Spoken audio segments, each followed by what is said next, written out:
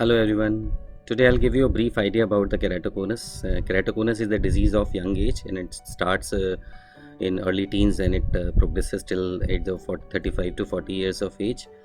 And it happens because of certain nutritional deficiencies. Vitamin D is the main deficiency which is responsible, and chronic allergies because it creates initiate a lot of complaints, and the patient used to rub the eyes, and rubbing is the main cause for the progression of keratoconus. So my today's presentation will give you a brief overview about the diagnostic modalities, how we progress, how we diagnose the patient, and how we basically keep the watch in future for the progression part. And I'll give you a brief overview about the procedure of cross-linking which we do in the case of progressive keratoconus to prevent the progression.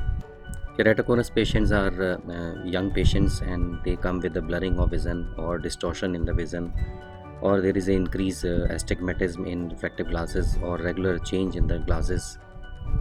If patient is coming in advanced stage, then we can even diagnose it on during clinical examination. This is the advanced topographer, which gives the first clue of the severity of the disease. By the topographer, we can do the mapping of the corneal bulge. Most of the keratoconus patients have complained of chronic allergies. They may have history of continuous rubbing, and because of the continuous rubbing and allergies, they have lot of ocular surface disorders. By the advanced ocular surface analyzer, we do screening of the quality of tears, amount of tears production. By this we can also get an idea about the quality and the number of oil glands present in the lids. After the ocular surface mapping, we ship the patient for anterior OCT. This machine takes the measurement of corneal thickness. Anterior OCT data is very important for the assessment of the quality of cross-linking in the post-op period. Whenever clinically we suspect a case of keratoconus, we do all these tests, and these tests are very important, especially to keep a watch on the progression of keratoconus in future.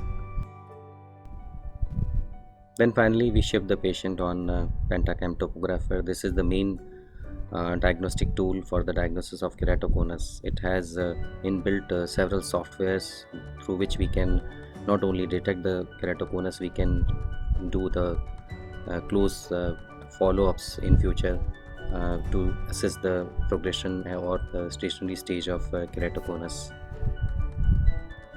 If patient is deteriorating on topography, then we basically request for the cross-linking. It is not very difficult procedure. Here we just simply remove the corneal epithelium, and we soak the stromal tissue with special riboflavin dye, and we exposed the soaked corneal tissue with a special laser, which basically increases the bonding amongst corneal tissues, and cornea becomes stiff, and through this, at approximately 85% of patients, we can stop the progression.